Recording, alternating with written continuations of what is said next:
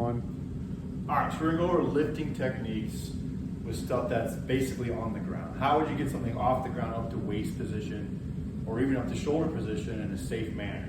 So there's two ways to get things off the ground. There's a squat, which is a knee dominant movement. So let's imagine we're trying to pick up this weight here, right?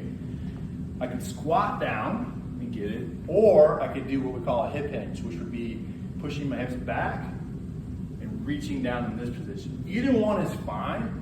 Part of it will depend on what your current ability to have mobility in your ankles, knees, and hips that you just currently have. So if you have good ankle mobility and you can get down in this position without a curving of your spine. So if I get down and my spine stays flat and I can reach the product or the thing I'm lifting, I'm just gonna go straight up with it.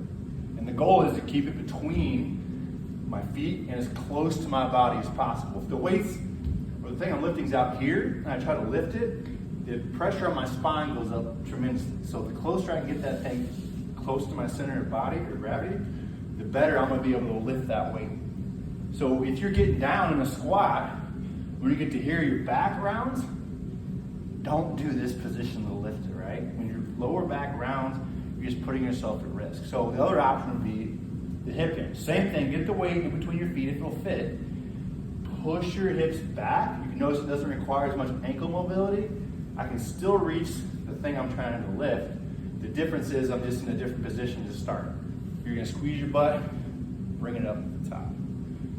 So the second component of this is core bracing. So if I approach this thing I'm gonna lift and I have no stability here or no contraction, my spine's gonna move around a lot. If I think about pushing my core out, so if I put my hands here, I can push in, right? And I can push out.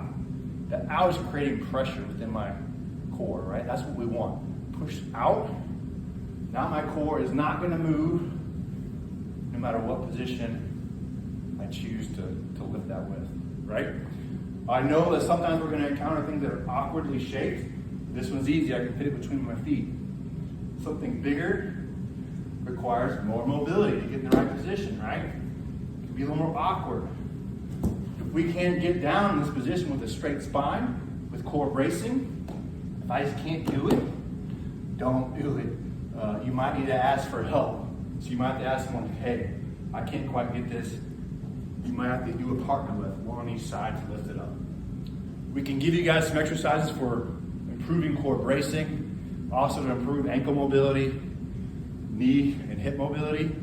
We'll provide those videos to you guys later. Thanks.